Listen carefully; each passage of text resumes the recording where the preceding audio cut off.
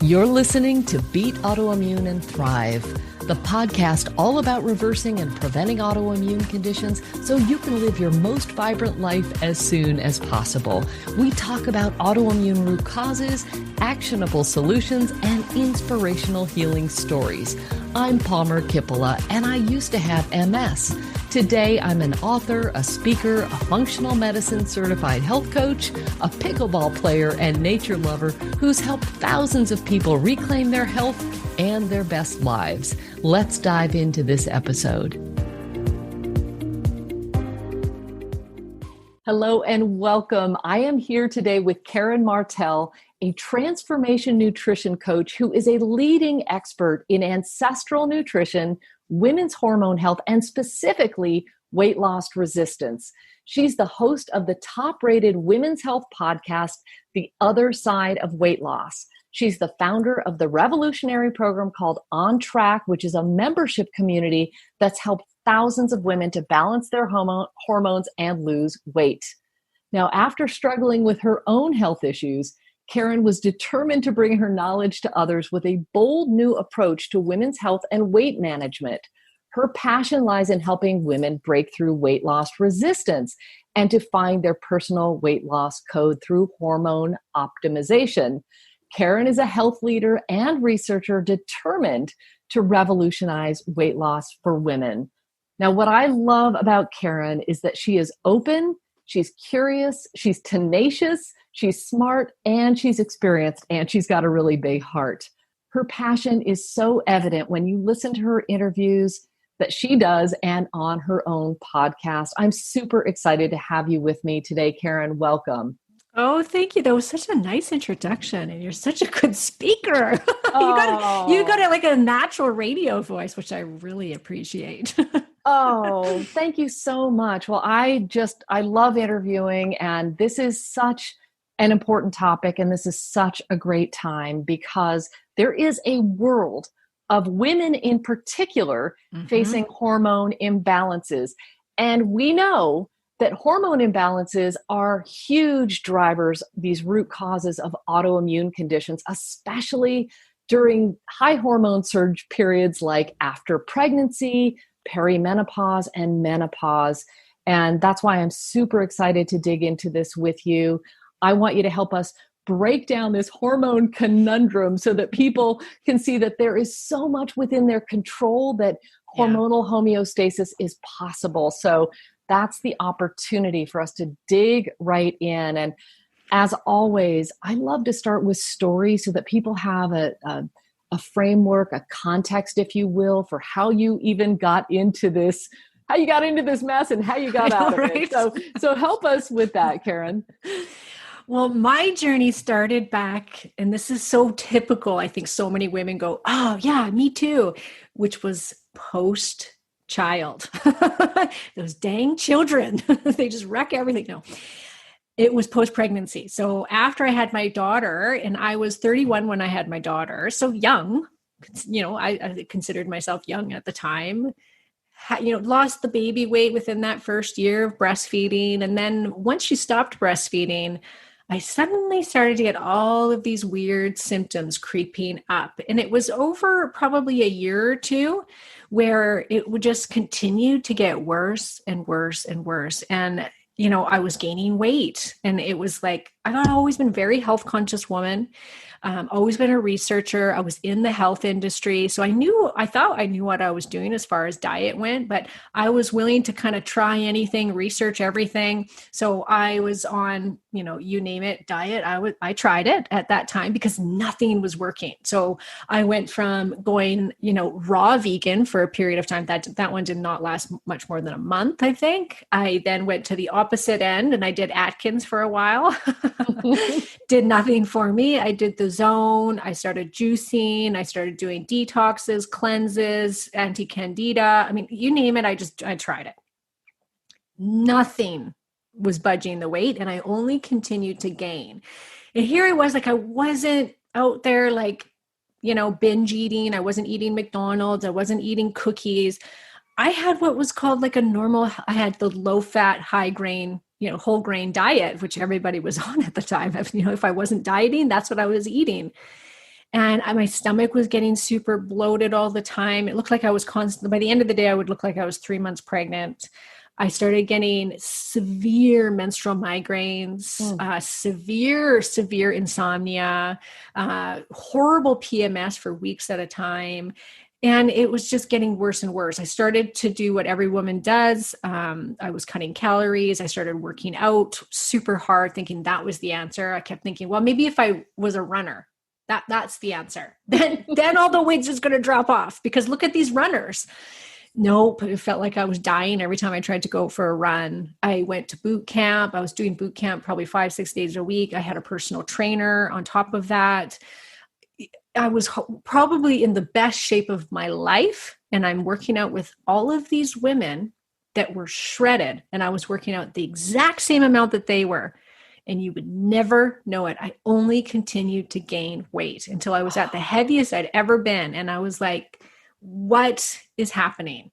What is happening? But you're doing everything right. So we are told low fat, high carb, workout, and you're doing all of it, right? I did. I honestly, I did extreme dieting. I went and cut my calories down to, 500-600 calories a day. It wasn't healthy. It was terrible, but I was so determined. I'm like, what is happening? And so I decided, you know what, it's got to be beyond food and exercise. But I was 32, 33. Nobody would have said, hey, I think you've got some hormone dysfunction going on. Like if I'd gone to the doctor, nobody would have said that. I also had endometriosis, ovarian cysts. I'd had 2 laparoscopies. Like these are hormonal things. Nobody would have said, hey, you've got a hormone imbalance. And so on my own, I found a naturopath and I said, I want to test my hormones. Well, sure, I'm going to give him money. He's going to test my hormones.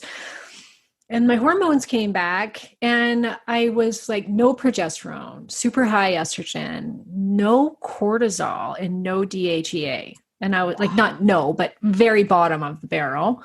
So people at that time called that adrenal fatigue. And it was like, I would never have said to myself, oh, I'm a stressed out person. I didn't even put myself in that category. I was just doing what every other woman in North America does. I was holding down a business, my own business. I was raising my child by myself. Oh, who cares? Everyone else, this is hard. This is what motherhood is. This is what life is. But I wasn't this high strung, super active, I would have to force myself to work out that hard because I didn't have this super high energy. I never did. And so I was like, but I thought that would give me the cortisol problem, but it was just, and I later found out other things, but at the time I couldn't believe that. I was like, what? So I actually, at the same time, that same naturopath, I said, I got to lose weight. What do I do? And he said, and this was a long time ago now. So it would have been 10 years ago now. So nobody had heard of paleo, keto, autoimmune, not especially here. Nobody had heard of it. And he said, I was at an anti-aging conference and they actually talked about this new diet called the ketogenic diet. And he's like, apparently that's the best. And then, so I went home and I started Googling it and I found Mark Staley Apple, went out, bought his 21-day primal blueprint and went paleo. And that was a paleo or keto? Paleo. Got it. Because there's no keto books. Got it. That was the closest I could get. So I did paleo. And it just blew my mind. It was like, oh my gosh, this is my diet. My bloating went away. I used to have horrible blood sugar issues where I would carry food around with me 24/7 in case that I was going to have a blood sugar crash. It'd be like, oh my gosh, I can't eat for 2 hours. What am I going to do? And so it stabilized my blood sugar. My skin got better. I felt better. I felt like my body composition changed, but I didn't lose a single pound, even though I was 100% compliant. Nothing, no weight change. And it wasn't until I've dealt with all of these hormone dysfunctions, which took time, did my weight finally drop off. And when it did, it was like, came right off. And it was like, okay, that was it. Okay, that's so good. And years later, after my next child was born, he was born when I was 37, same thing happened. I just started gaining weight again. And I'm like, come off it. I got my hormones tested. My progesterone was super deficient. I went on progesterone and my weight dropped off, which was great. This is when I was still breastfeeding. So it finally was like, okay, there goes the last of my weight and I could maintain it. Quit breastfeeding, weight started going up again. So I get so many times that happened to me. And so of course now I know what to do with it. And so I was like, okay, what's going on? And my doctor had checked my TSH and she had checked my free T4 because I had hypothyroid symptoms, but those both came back totally normal range. And it wasn't till the same naturopath said to me, you have to do the full panel. You have to do the full thyroid panel. And I got it back. And sure enough, my free T3 was like, he phoned me and he said, how are you even walking around? This has been your problem. You are so hypothyroid. And I was like, it took me 10 years to get this diagnosis. And it's actually very common for women to develop hypothyroidism post-pregnancy, as well as just exacerbate the symptoms of hypothyroidism I probably had it my whole life. And then it just made it worse. Having that hormone dysfunction, having my cortisol crash, having the high estrogen, it would have bound up that thyroid and made it even worse. So all of these things, it's like a big storm. This story. I love this story because it is so common. It is so common. And typically, I mean, we're all human beings doing the best we can. And it's so common to just want to go to your doctor, your primary care provider, your GP. And just so everyone knows, because you said here, it's not that common. Well, you're in Canada. So I just want to point that out for everyone, right, Karen? You're in Canada. So maybe you have access to different things than we do. But typically people want to save money. So they just want to do the most efficacious, fastest thing they can do. You go to your doctor, you're supposed to trust your doctor to run the right tests. And the problem is our primary care provider, our GP, typically doesn't know the right test to run. And it's a shame. One could say it's criminal. It is a problem that we are not getting the right information. And we end up suffering for years because of it. And prior to this conversation, we had a little chat and I shared with you that I was put on birth control very young to even out my cycles. And I was told you could just stay on it forever. And oh, by the way, my cholesterol, eating a low fat vegetarian diet, high grain, was 104. And my OBGYN wrote on my lab test, which I've saved for today, to this day, she wrote excellent to 104. Well, we know that the countries with the highest levels of cholesterol live the longest. And we know that countries with the lowest level of cholesterol don't. Cholesterol is what our hormones are made from. So I don't want to sidetrack into that. I want to go back to thyroid and low thyroid because it is, I think it's an epidemic. It may be a pandemic facing mostly women in Western countries. It's the number one autoimmune condition in the world is Hashimoto's thyroiditis, which is when you have elevated antibodies. And so I'd love for you to touch on hypothyroid and Hashimoto's. What are the right lab tests that women and men should be ordering? Not just that TSH. Help us to understand what we can do just to get the data, or maybe, what are some of the signs and symptoms that we should consider when it comes to hypothyroid, and what do we do about it? Yeah. Great. Because you're right. There's so many more women that have it that don't realize that they have, that are going to be going misdiagnosed their entire life. And even if they're diagnosed, majority of women are not being treated properly for their thyroid problem. And this is massive, massive, massive. And there's different forms of hypothyroidism, different causes. So I think that that's really important thing to make. Like Hashimoto's is one thing. And then there's other reasons, like what I don't have Hashimoto's. I have a conversion problem. And that's always gets misdiagnosed in people. So, and I think just to go back, just let me quickly say, like, that was such a good point that you made, that people go to their doctor because they want to save money, because this is free, especially in Canada. We have free healthcare. Everybody wants to go exhaust everything with their doctor first. And my doctor, there was no way she would have tested my hormones when I was that young. I was told repeatedly by the doctors that I was offered an antidepressant for my problems. I was told to eat less, work out more, that I needed to start moving more. And that is the general advice that you're going to get. So people really have to start compartmentalizing what a doctor, why you go to the doctor and why you would go to a functional doctor or a health coach. They're two very different things, what you're going to get from each of those people. Your doctor isn't trained in hormones. They very little training, and they're certainly not trained in things like how to properly treat thyroid. They're taught that you look at TSH, which is thyroid stimulating hormone. So this is what most doctors will test for. In Canada, they just made a law in the medical system within the last year. They can no longer test for what's called free T3 and free T4 unless there's a problem with TSH. Wow. So now it's gotten even worse. Before it was really hard to get any doctor to test past this, but now even if you request it, they are not allowed unless you say, okay, I'll pay out of pocket for it. United States is much better at being open-minded to giving somebody the full panel when they request it. Only when they request. Right. On request. So this is why we have to educate ourselves, because your doctor may not know. This is super critical that you listen to Karen and podcasts like this so that you can get the information that you need so that you can take it to your doctor, because you're going to be educating them. All right, keep going. Yeah.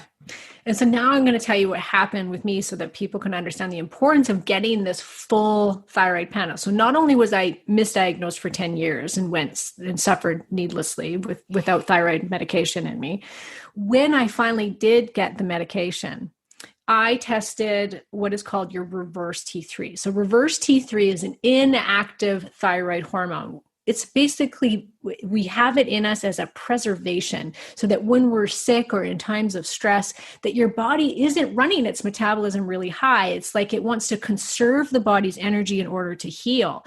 So it's there as a protective mechanism so that when these stressful times happen, or if there's infection in the system, that we don't have this high metabolism and ready to go out there and run a marathon. Your body's like, no, you're sick. Let's bring things down a little bit. So what can happen for various reasons is your T4, which is an inactive thyroid hormone, converts into the active thyroid hormone, which is T3, free T3, liothyronine. If there's a conversion issue like I had, your levels can look normal, or the T4 can look normal, the TSH looks normal, and then the T3 can be too low, or look a little bit too low, but still be in range, because that T4 is also being shuttled into reverse T3. Finding a doctor that is willing to test reverse T3 is impossible unless they are a functional medicine practitioner. There's not a single lab in Canada that tests for reverse T3. They actually have to send it to California. And it takes 2 weeks to get back. Like, it's ridiculous. Wow. There's not even no doctor was taught about reverse T3. They said they're taught that it's irrelevant in the scheme of thyroid, that the only thing that's relevant is that TSH number, which means if T4 starts to drop, because let's say you have Hashimoto's, your body's attacking your thyroid, your T4 is going down, your T3 is going down. The thyroid is the stimulating hormone. It's trying to stimulate that T4 to come up. And so when that hormone rises, TSH rises, that the hormone T4, because the TSH is actually not a hormone, the thyroid stimulating hormone tries to stimulate your T4 to come on. And so it will go up. And that is the indication of hypothyroidism to the doctors, which is true. That is true. If the TSH is too high, it means that T4 is saying, get me higher. I'm not high enough. Come on. And that TSH goes up. But we're missing this massive chunk of people like myself who are not converting T4 to T3. So I realize I have this low T3. My naturopath says, here's your desiccated T4, T3. And luckily, one of my closest friends is Elle Russ, who's the thyroid expert. Love her. That's how we met. That's how Palmer and I met, was through her. Yes. And she said, Karen, you have to test your reverse T3. So I go test it. It comes back at 15. The okay reference range is anywhere up to 25. So I'm thinking, oh, great. No big deal. Even Elle was like, yeah, I think that's okay. And just keep an eye on it. I said, yeah, sure. So I start my desiccated thyroid and didn't think to keep checking the reverse T3. And this is where I want all your listeners to understand how important this is. Because I went on desiccated thyroid. My labs looked phenomenal. I looked like I had perfect range. You want your T4 to be middle of the range, and you want your T3 to be in the upper third of the range, if not over range, is where most hypothyroid patients feel best. Everybody listen to that, especially if you've got a thyroid problem, because guaranteed you're not optimized on your thyroid medication. I felt better than I'd ever felt. My migraines went away. My digestive system got better. My skin got better. My energy was better. I actually wanted to work out all the time. I felt amazing. I was losing weight effortlessly. I was like, really? I can eat like this? I'm still losing weight? Like, woohoo! Thinking I found the golden ticket. And then in 1 month, I gained 10 pounds, just like that. 10 pounds in a month. And I was just going, what is happening? I couldn't get off the couch. I was so depressed. My skin was so itchy. My breasts became super inflamed and fibrocystic. My period started to go haywire. I was just like, what just happened? What just happened? Like I was the best ever and now I'm the worst ever. And I went and got my reverse T3 checked because I was taking my body temperature, which I had learned to do throughout my journey of thyroidism. And we can talk about that. I took my basal body temperature and it had crashed. I had been at this nice 98.6 for 6 months at this perfect spot. My labs looked amazing. I checked my reverse T3, had gone up to 19, still within range.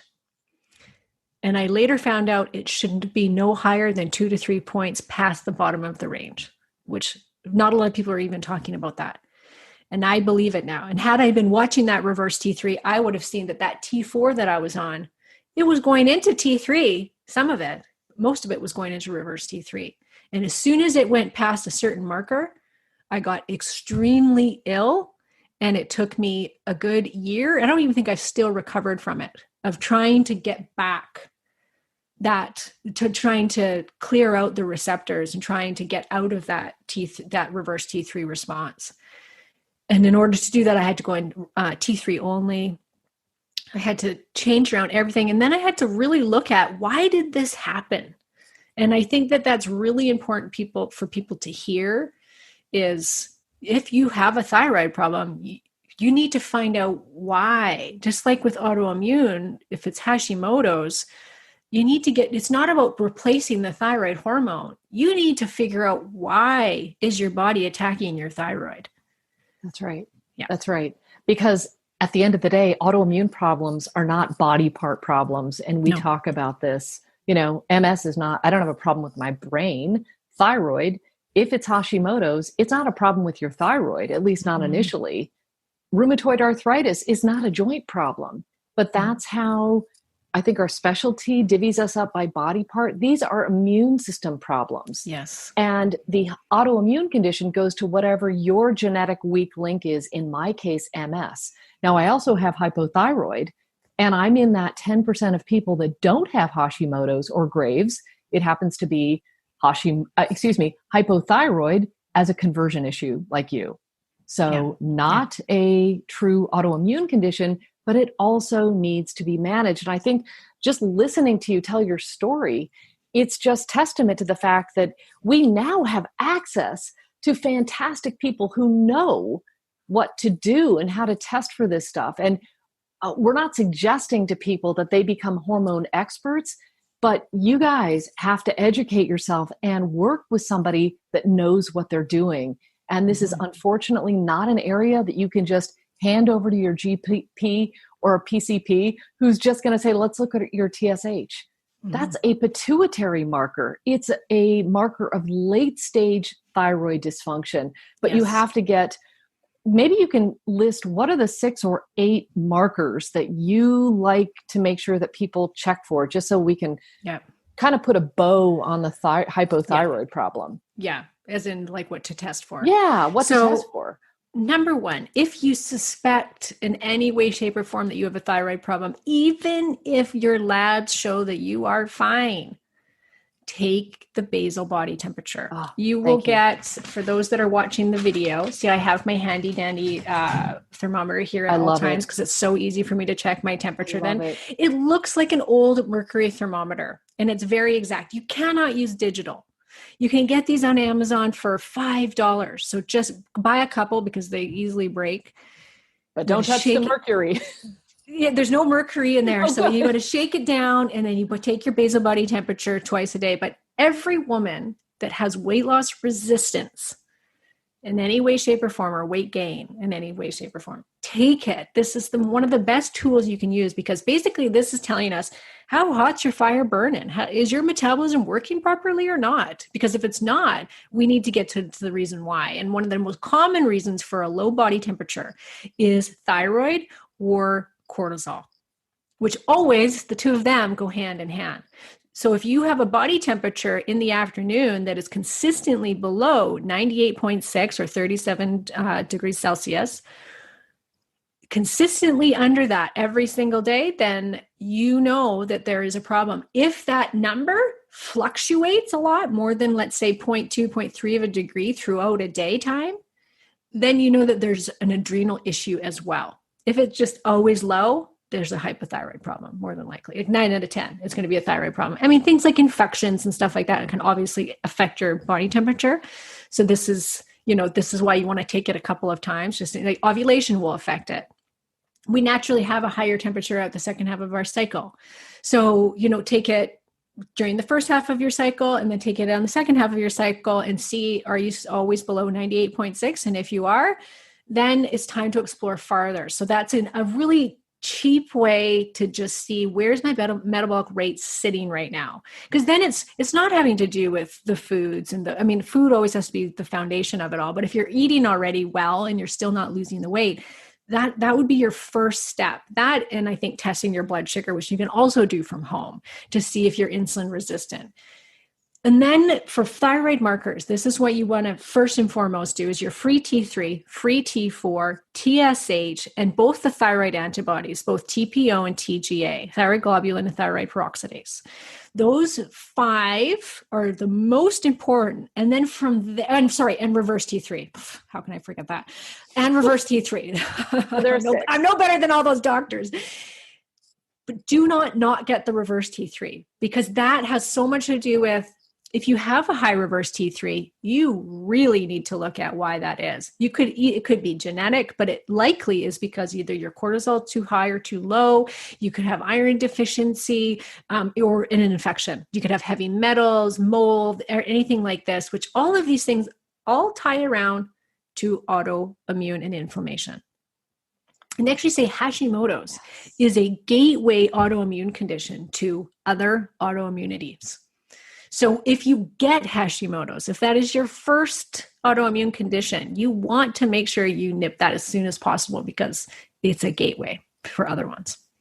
Such great information. So we start by taking our temperature. If we feel, and the symptoms that I lay out in my book are cold hands and feet, sluggish, constipated, the outer third of your eyebrow is thinning. You can't lose weight. I mean, thyroid is your gas pedal, right? It's your metabolism. So if the weight isn't budging, this is a really big clue that beyond just not eating the right foods, that you've got something with your thyroid that needs to be looked at. So those 6 markers that Karen just mentioned, absolutely positively do not forget to get those 2 autoimmune antibodies tested as well. That is fantastic. Take your temperature. I mean, just take your temperature. The greatest place to start. It's easy. It's free. I'm sorry, $5 for an analog thermometer. But that is the very, very best place to start. And I didn't know about the temperature going up and down could be a sign of adrenal problems. Yes, especially if it's more than that 0.2, 0.3 of a degrees in a day. If we're seeing lots of fluctuation, but still under 98.6, then we know that you have two things going on. And that would be like, once you figure out if there is a thyroid problem, so if your temperature's low, then you go ahead and get the thyroid panel. And there's ways that people in Canada can now do it. Like I sell the Let's Get Checked thyroid kits, and you get 6 thyroid markers, not reverse T3. I'm trying to get them to add that, but they have 6 other ones, and it's $100. Like, it's so cheap. And so just, if your doctor will refuse to do it, just put it that way. And then in the United States, you guys get it easier. So go get that done. And then you can, then you have to get your cortisol tested. And then you want to get the other hormones done, vitamin D, all those things. Then there's other markers, iron stores, iron saturation, ferritin.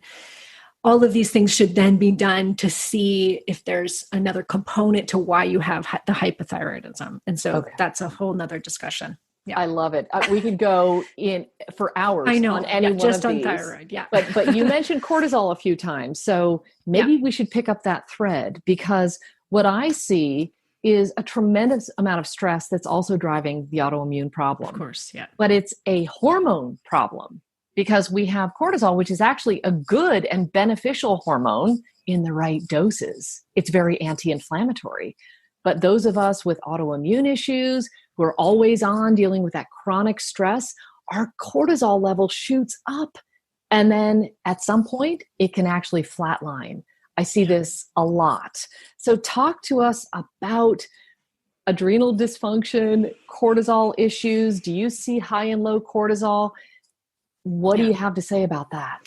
I have kind of 2 schools of thought on cortisol, because, I used to think that cortisol, that what we're seeing here with the high cortisol and then low cortisol, be in that headspace of, it's adrenal fatigue, where the body's so used to pumping out so much cortisol that it gets tired and starts to wear itself out and can't produce that cortisol anymore. Well, that's no longer true. We understand that is no longer true. And it's more of the body senses that the high cortisol is too much. Like, we're smart. Our bodies are so smart, and we do everything for a purpose, which is, if we're running on high for too long, the body says, this isn't good. We're staying in this fight or flight response all the time. And it's meant to come on and go right back down to homeostasis.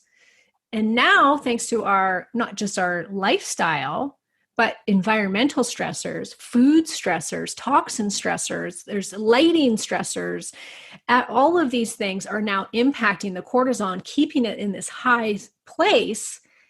And the body starts to down-regulate it.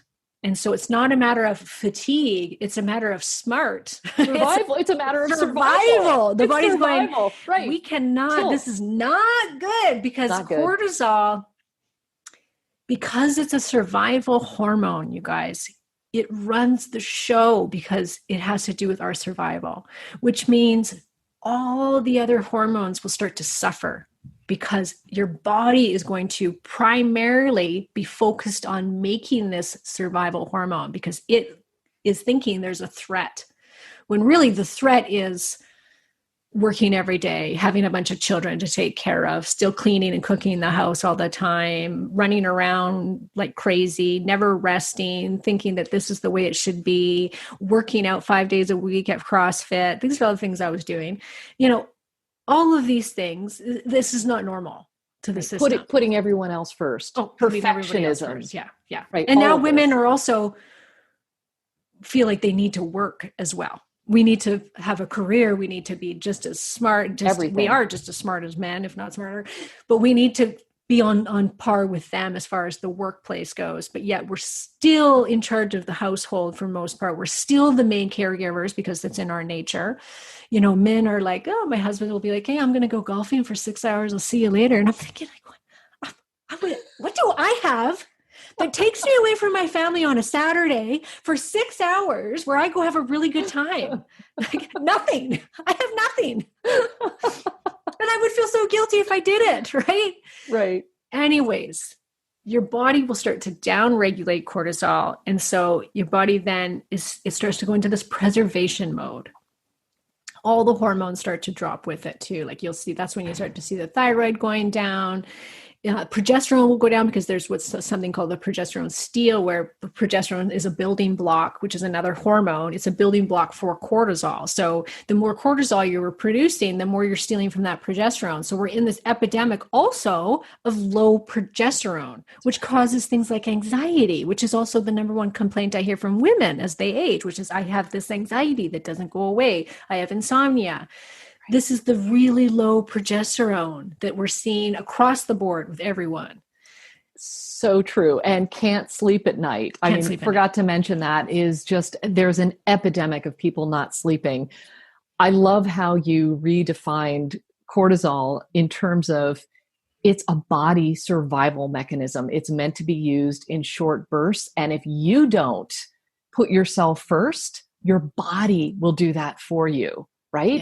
Yes. So very wise, which is why self-care is so vitally important. It's critical. It's essential, wouldn't you say, for our survival and our health and our well-being and who we are? Absolutely. But the thing is, when we're in the high cortisol phase, it feels pretty good.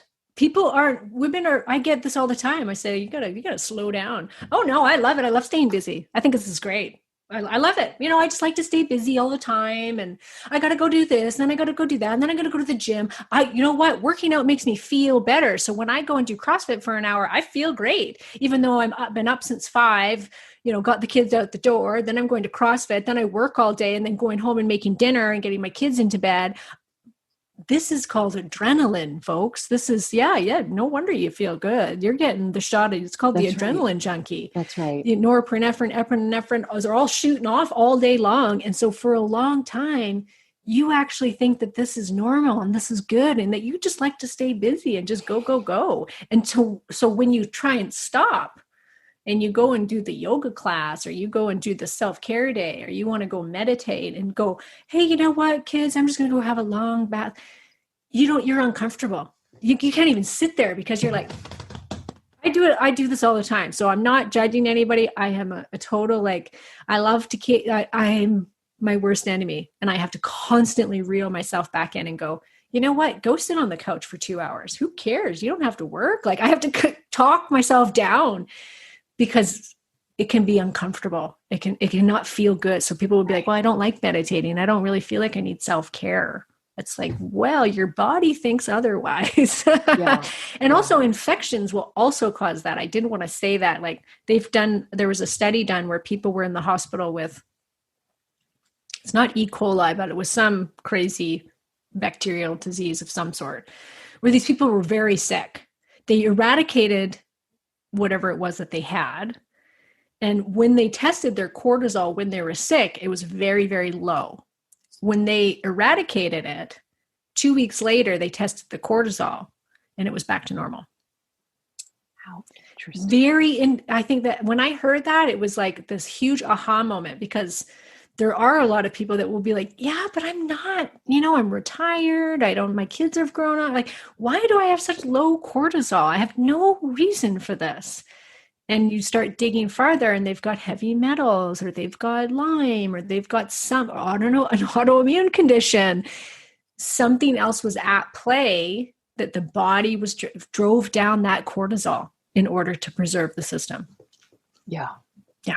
So beautiful. Thank you for sharing that with us. It just brings the point home to me that we must prioritize our self-care. And it's really tempting to think that it's fine because I can juggle all kinds of things. If we're women, we're doing, a zillion things at a time, until we're not. And so by implementing these practices, it is something that we can do to really help to lower that cortisol without our bodies having to do it for us. There's one other that I think we have time for, because we could go in so many directions, Karen, but insulin is, I am seeing this as just one of the largest drivers of autoimmunity. Yeah, I bet. It is the blood sugar imbalances, the high insulin, obesity. All of these are risk factors for autoimmune conditions, for diabetes and Alzheimer's disease. Yes. So what can we do about insulin, both on our own, and when do we need to get tested? How do we know it's a problem? We always want to search for the next best supplement, the next best, some weirdo treatment that we can go and get that's going to fix the autoimmune condition or fix all the problems. And food has to be, there's no way around it. Food has to be the foundation to every single issue that you have in your health and in your mind, mind and body. food has to be foundation. So just quit trying to make your way around that. Because a lot of people do, like, they'll still try and go in all these different directions, looking for all the supplements and the practitioner that's going to save them. It's like, no, you have to just focus on changing your diet first and foremost. You just told me prior to this conversation that you took gluten out of your diet, and it was like, oh, like, total game changer, right? Game changer. Same with me. When I went paleo, I never looked back. I'm 12 years into it, and it's like still my favorite by far. For everybody that I work with has to be on some form of primal based diets, because that is what works best. Lowering that inflammatory response is best. So food has to be foundation, because that will not only help with dropping inflammation, but it's going to help to resensitize that insulin, to have insulin sensitivity again. And you have to go there. And there's different things that can cause, insulin resistance and type 2 diabetes. I've worked with people that have, for instance, have been low carb, carnivore-ish or whatever for years, and they still are insulin resistant. And so there is digging to be done. Sometimes when it comes to insulin resistance, sometimes it's a genetic component, but there's even a component with heavy metals that can cause insulin resistance. If you have an undiagnosed thyroid problem, it can cause insulin resistance. The two of those together work in tandem. It will directly affect the cortisol as well, because if your blood sugar is going up and down, every time blood sugar goes up, cortisol goes up. So if you're eating this diet high in refined carbohydrates, you're constantly spiking cortisol and making your blood sugar go up and down, up and down. And you can't do that. You got to understand that you got to heal the metabolism. And in order to do that, you got to heal the blood sugar issues. You have to. And there's different, there's different ways of doing that. You don't have to go as extreme as going carnivore and keto, but just simply following a low inflammatory diet like paleo or an autoimmune paleo diet is going to help to restore that insulin sensitivity. As we age, that's another big factor. We start to see estrogen going down as we go through our 40s and early 50s. This is when you start to see hot flashes in women and all of these things, right, that come with perimenopause. Part of what happens, and reason why we gain weight in perimenopause, is we become more insulin resistant because estrogen makes you insulin sensitive. This is very interesting. In men, it's the opposite. So testosterone, if they have healthy levels of testosterone, they're going to be more insulin sensitive. If they've got too high estrogen, it's going to be the opposite. Same with women. If they have too much testosterone, they become insulin resistant. That's PCOS. That's high testosterone, insulin resistance, hand in hand in women. Men, high estrogen, insulin resistance, gynecomastia, metabolic syndrome. Man boobs.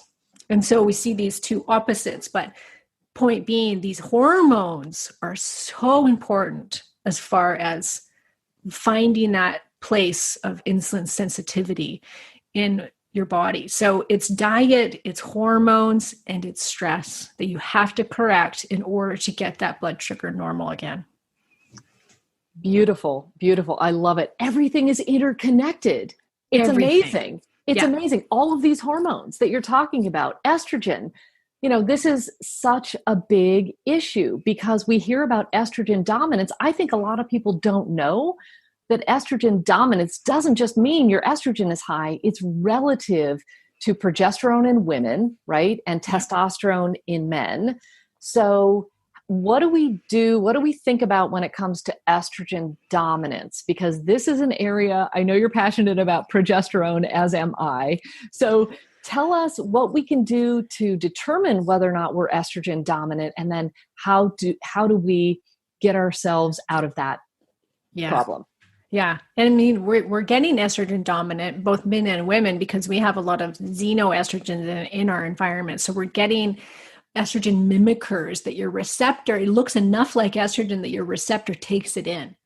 And so that is part of the reason why we're becoming so estrogen dominant. And then also the stress and the low progesterone. So you may have completely great levels of estrogen and you want estrogen. I think estrogen's demonized right now because of this estrogen dominant stuff.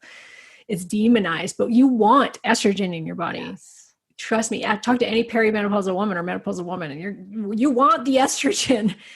So it could be that you have normal levels of estrogen, but your progesterone is really low. And so that balance between the two is off. They work in tandem together. So you don't want one to be too higher than the other. You want them to be in this ratio.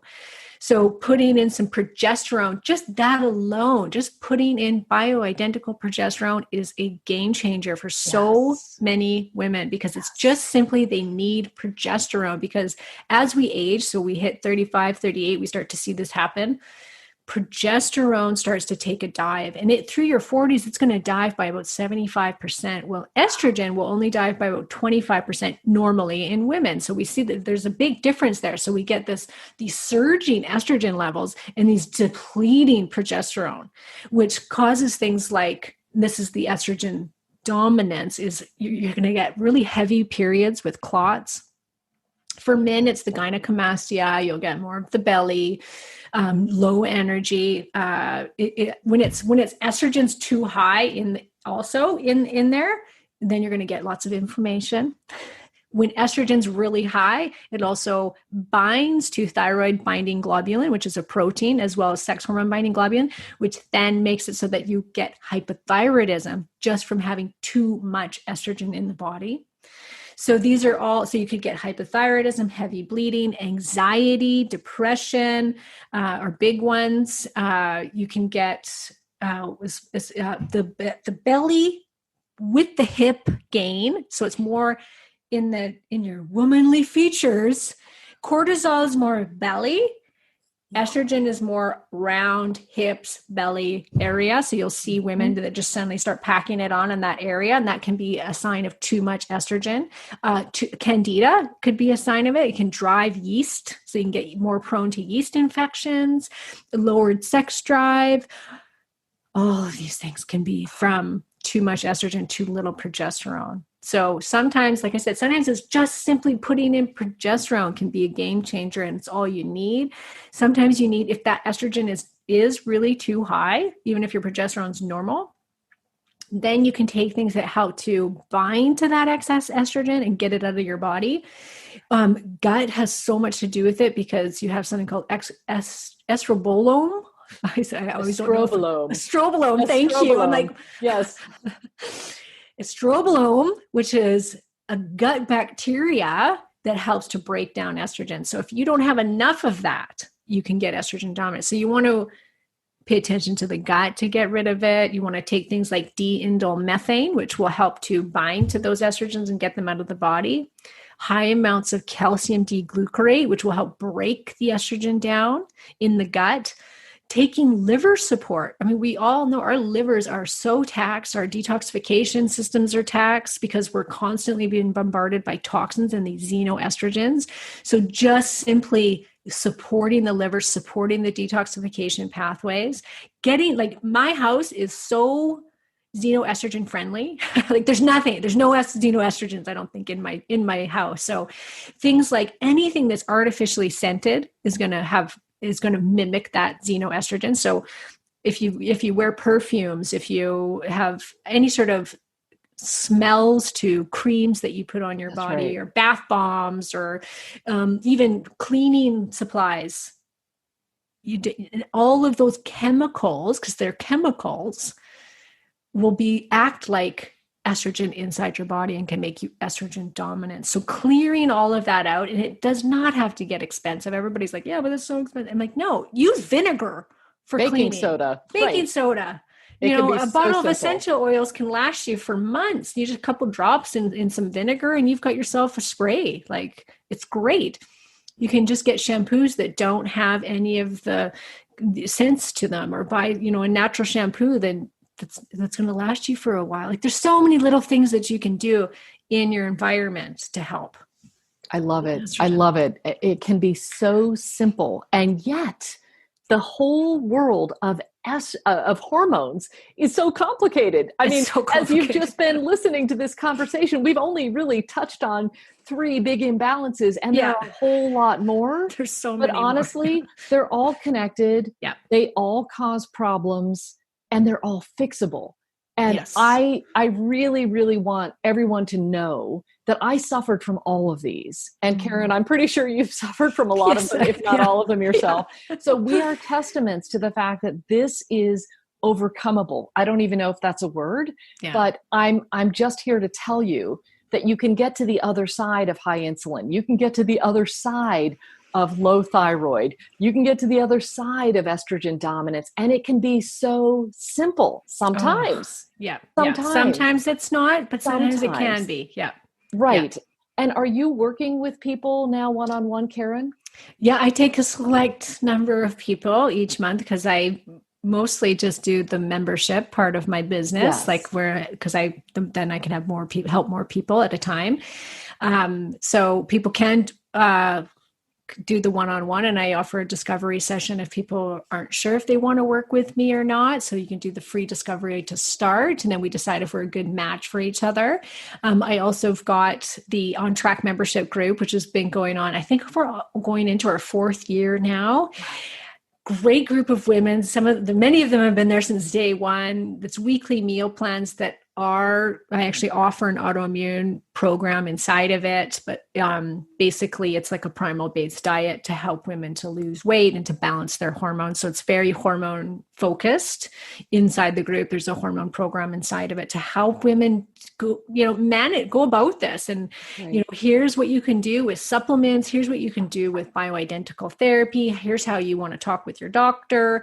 If these things, if taking hormones and supplements aren't working, what then could it be? Could there be something else amiss? Could you have heavy metals? Could you have mold?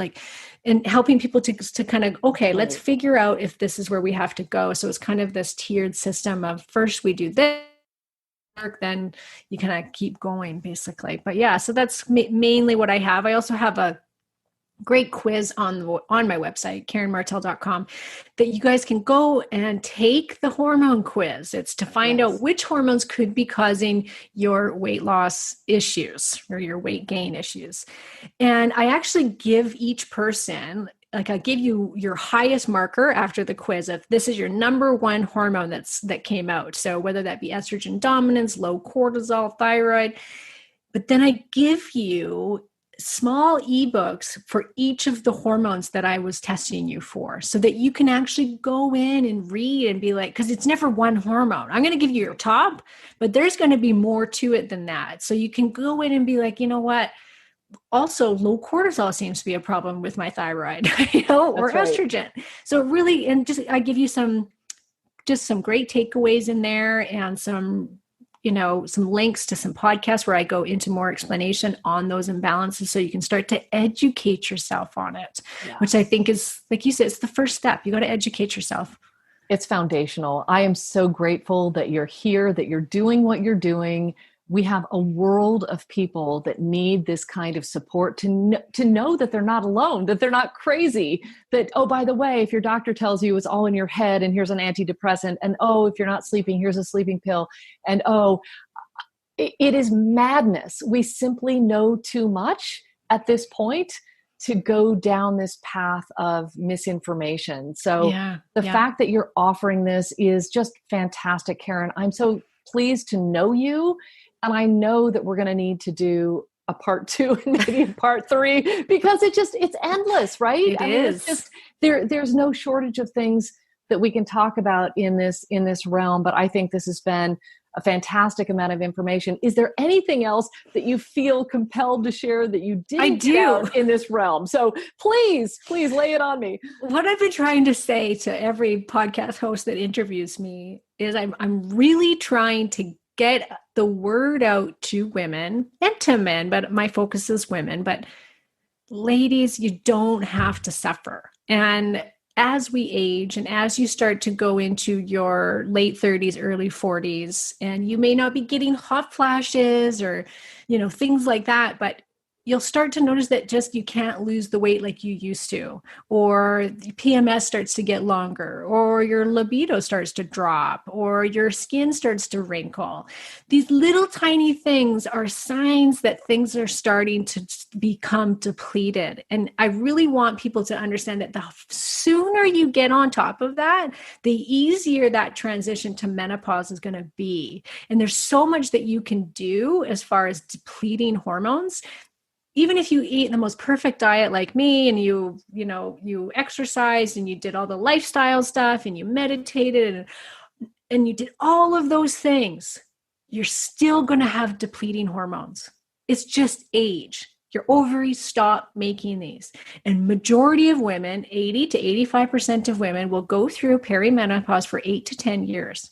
That's a long time to be suffering.